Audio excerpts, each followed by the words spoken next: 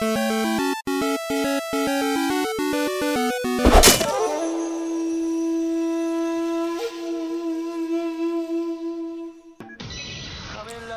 and welcome to Armed with Controllers. This is Fabs and today I am playing Kamen Rider Chou Climax Heroes.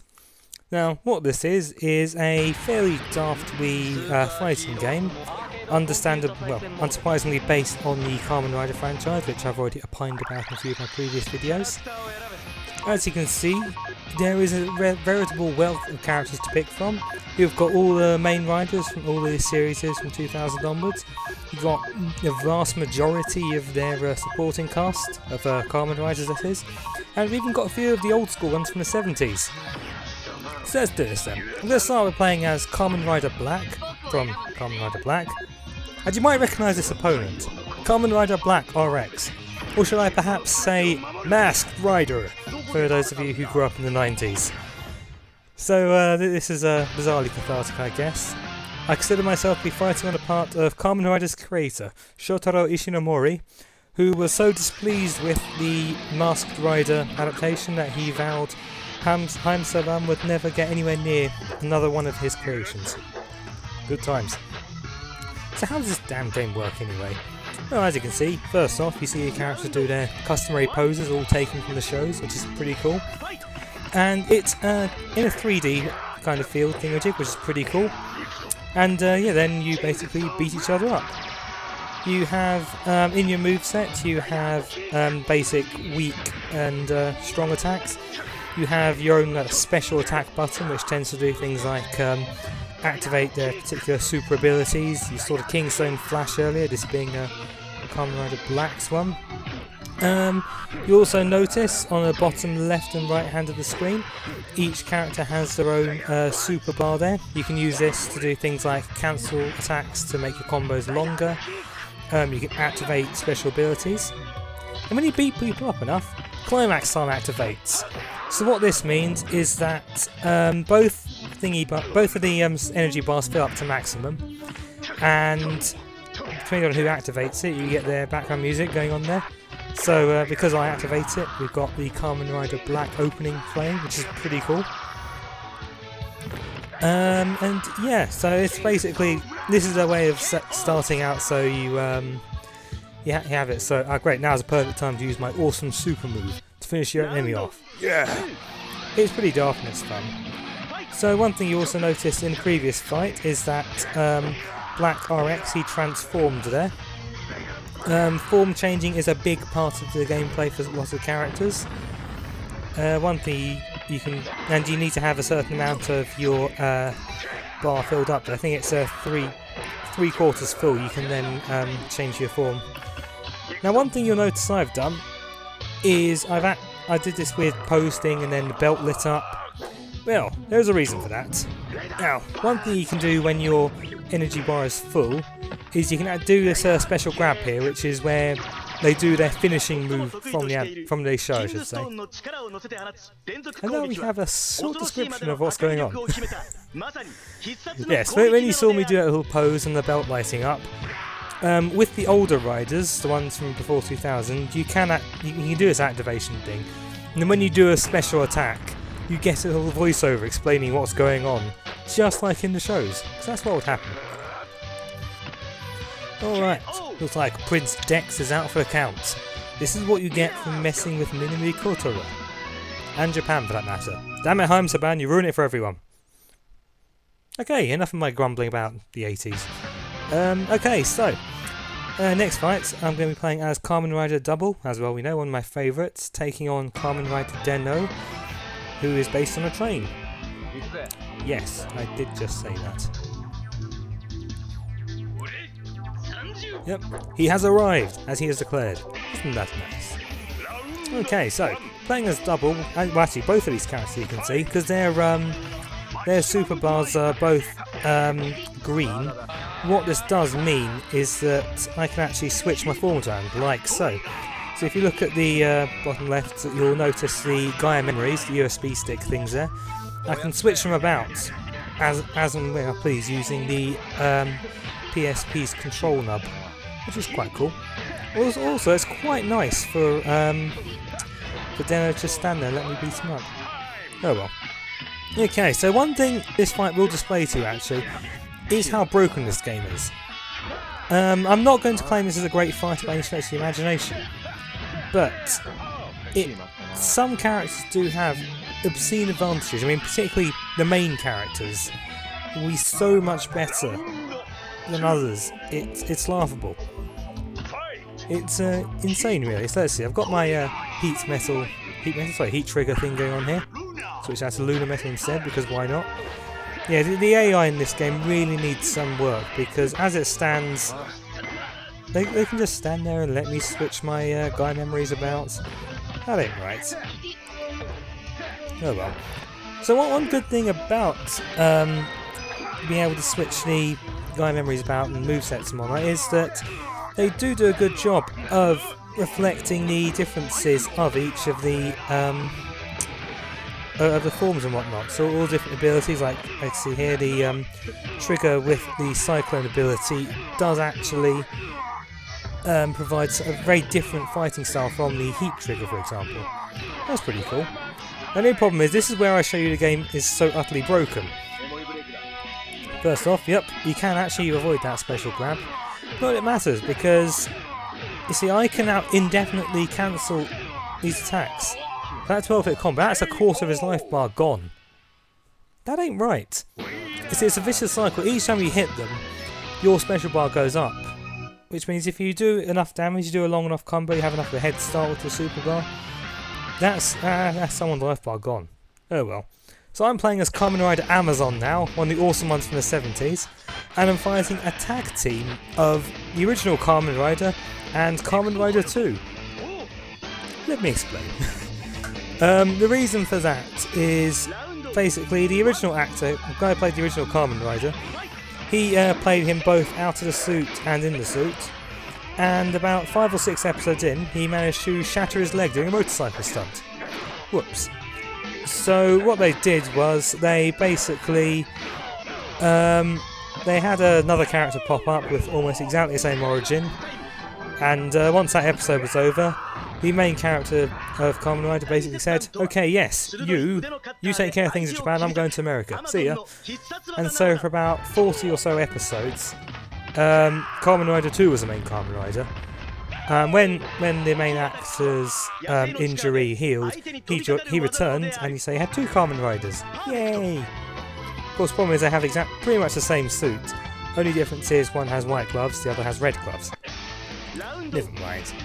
Okay, so as you can see, Amazon, judging by the fact that he names and goes "gee" all the time, he's quite feral. He, he slashes things. He has fun like that.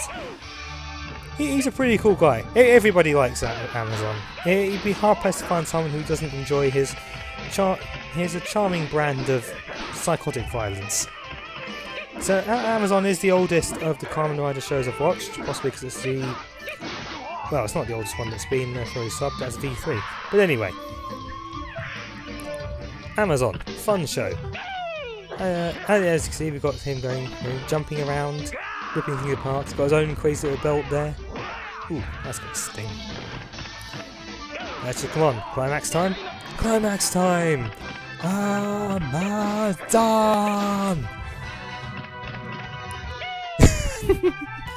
Now here's another nice touch actually. If you look carefully, you'll notice that the video quality suddenly has gotten all grainy, like I'm watching something on the 70s videotape.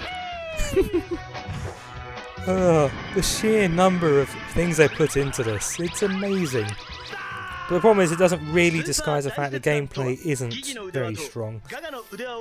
I do admit that, yes, if it wasn't for the fact this had Kamen Rider plastered all over it, I probably wouldn't give this game a second look.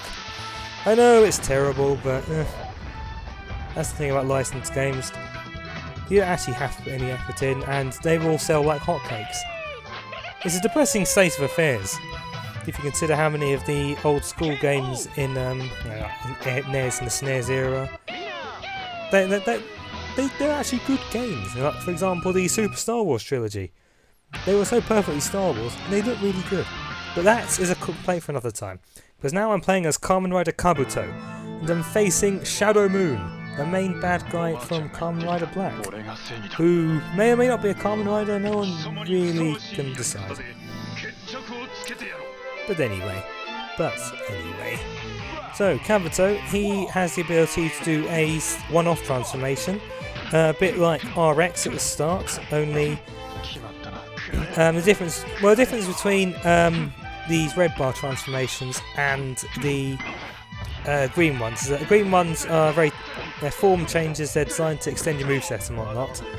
The red bar transformations, they instead focus on, their power up. These are finishing move kind of deal things where if you activate them, the opponent is kind of screwed. That's the way it should be, really. Now I must say, I do like, well, I'll be the first to admit, I absolutely despise Kabuto, but they do a great job of copying his abilities here. You've got the clock up there, that's perfectly done. His moveset also perfectly highlights the very, I wouldn't say non-competitive style. So in the show, basically, if you watch it, he very rarely initially punches. It's all very smooth, very focused attacks that mainly revolve around counters and whatnot. And I think there's quite a bit of that in the moveset here, which is quite nice. And also you've got this gigantic bug cannon here, which is kind of nice. Yeah, see, that's a nice little attack. I don't know where it's coming from. Okay. Shall we do it? Yes! Clock up time, and we get to watch some rather fun little ending move stuff. Just for reference, what happens when Kabuto enters clock up is basically time slows down to an absolute crawl, and he gets to have some fun. Like so. Bang! Now of course you might ask, wait a minute, if he can slow down time, why isn't he always doing it? Well, that's because if they allow that ability to play out as it really should, well, there'd be one thing, Kabuto would be horribly broken in any video game featuring him, and secondly, the fights would be quite boring. Very boring, in fact, but never mind. Goodbye, Kabuto. You served your time well here. Okay, who have we got now? Okay, I'm going to play as one of the bad guys again. I am playing as Kiva's nemesis, Kamen Rider AwC, I believe. It's either AwC or Saga, I can never remember which one. So I could in fact have it entirely wrong way around and take it from the movies ones. Never mind, I'm silly. Long story short, this guy here, he's the main, one of the antagonists of Kamen Rider Kiva, and I like playing as him because he's got a funky moveset. As you see, he's got a bit of the old fencing going on. He's quite strong too, as you can see. He's done quite a bit of damage. And yeah, he can do big old super jumps for no apparent reason. I don't tend to understand it either. But his sword, it becomes a whip. What's not to love about that? See, that's got its way. That you can probably activate quite a few nice little combos doing that as well. But instead, here we go. Yes, I admit the main reason I used him was in fact to summon a giant UFO thing. I can't explain that. There is a reason for it, but who cares? Giant UFO thing doing crazy laser beam. It's awesome. And of course, Kiva here can transform into the Emperor form. Not that it's doing him much good. Bloody hell, that's a lot of damage to be done in such a short amount of time. Oh well. Come on, you want it to be a challenge, Emperor. Come on, do something. No, never mind. Right. Now you notice that grab attacks are ridiculously helpful in this because what they do is when they hit, they completely wipe out the red part of the life bar, which slowly refills over time. So excellent for before you want to do a finishing move, for example, because that way you can, there's no chance of them suddenly regaining a bunch of life and then being on just a sliver. When in reality, when you do this, they should be dead. That should be it for them. Oh dear, you shouldn't be acting so confused by this, Kiva. I mean, really. Heaven knows it's happened to you at least once an episode. So what does this crazy sword do? That's right, he just jumps into another dimension for shits and giggles. And it's hanging time! Snap! Bang! And he explodes. And what happens now? Why? There appears to be shards of stained glass everywhere. Because Kiva is too cool for you. Actually, I shouldn't be speaking out derisively. I do like the stained glass motif. Just everything else about the show that pisses me off. But, you know, I've complained about that before. We shan't complain about that now. Okay, so. You may recall that earlier I mentioned that basically if you weren't one of the main characters, you were doomed to have a fairly rubbish moveset. Here's a prime example, sadly. I'm playing as Kamen Rider AwC, and I'm fighting Kamen Rider Zolda, both from Kamen Rider Ryuki. Jeez, that's 7 times fast.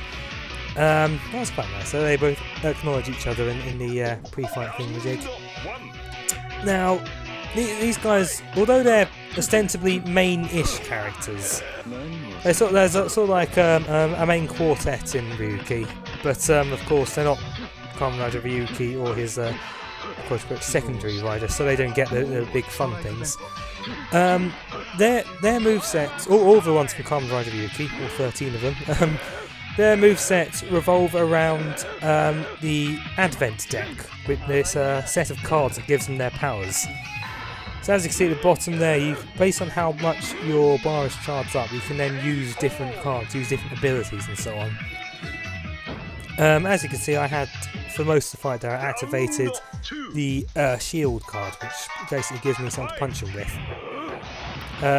One thing both these guys can do, they can summon their contract monster, a bad monstrosity thing that they can that they form a contract with to give them their powers. They then have to fight other monsters and other people and whatnot to feed to the monster, otherwise the monster eats them and they kind of suffer in that regard. Well, I mean, let's face it, being eaten isn't particularly cool by anyone's standards, but never mind. So yeah, unfortunately their movesets aren't much beyond that, and I find in particular having to rely on filling up your thingy bar just to do special moves. That's particularly limiting. It makes it very difficult to use them. But oh well, doesn't matter, because you can just get climax time, then kick them into your contract monster, the Genocider. Good stuff. And thus, a psychopath wins. No, seriously, this guy is completely nuts. He basically lives to kill people. I love Ryuki. My second favourite rider. At some point, I hope to do Ryuki on another installment of Bat Ride Wars. Okay, I think this will be our last fight. And I'm going to play as Kamen Rider Black RX, give him a bit of a rebuke from the morning. From the first fight, I should say. And I'm fighting Axel, the secondary rider from Double, who is incredibly cool. Alright, so, activate! Last Rider! Yeah! Come on, if you're in the 90s, you must remember that, and you must remember how irritating it was. No, I admit I did watch quite a bit of Last Rider. I did enjoy it. I even recall there was a time where I preferred it to Power Rangers. Oh well, how times change. Actually no, I don't, because I do prefer Kamen Rider to Super Sentai as a whole. That's not to say I don't enjoy Super Sentai, but that's another story entirely. Okay, so, poor older Axel here, he's not exactly doing much, is he? He's not much of a chance because I'm beating him up. There we are. Massively powerful Kingstone Flash. Now, there's a popular image macro going around on the in the Kamen Rider fandom of Kamen Rider Black RX, basically pointing out that the dude is basically impossible to kill. Not that it matters, because I've just been caught by Axel's special grab, which is annoying because I literally just transformed into his Bio Rider form there. Oh well. Instead, he's getting kicked quite a bit. This is gonna sting. I mean, really, damn. That's a 98 hit combo. Now, I think there's something up with the sound here, because Axel should be saying something along the lines of that this is how long you have until you cross the finish line. So something equally cool, but, you know. So, maybe that's what I meant then. Okay, so that's annoying. Doesn't matter because I do have a big sword. It might not be as large as his, but it's longer, so I've got the range attack. Like so. Bit of move cancelling, and he's down. Okay, now sadly with the red characters, the forms don't last from round to round. I do believe that, well, one thing you can do is you can pick which form you want to have as your main form. So I could have picked Kamen Rider as the main form and then transformed into RX basic form as my transformation. But that seems a bit silly. That's not what happens in the show, is it now? And that's what we're doing here. We're trying to recreate the show and all its insanity. There we are. Sorry, Axel, had to be done. Okay, let's return the favour, shall we? See if we can get the final one done. Excellent. Here's a funny thing. Well, again, Master Rider, you probably recognise this. But what you won't recognise is a bit where, well, let's watch it now. Bang! This bit here, where he runs through the enemy with a sword. No, I had to use some video editing trickery to make him look like he fired a beam at the enemy. It's ridiculous, because let's face it, that there is bloody cool. Look at it. Oh dear. One day I will learn to have one of these videos without nerdgasming everywhere. Not the least because my dry cleaning bills are through the roof because of this. And secondly because I can't imagine it's much fun to listen to someone say, "Isn't this awesome? Wow, this is brilliant." Never mind. Okay, calling it quits there. So this has been Fabs Armored Controllers. Please like and subscribe, and as always, game hard.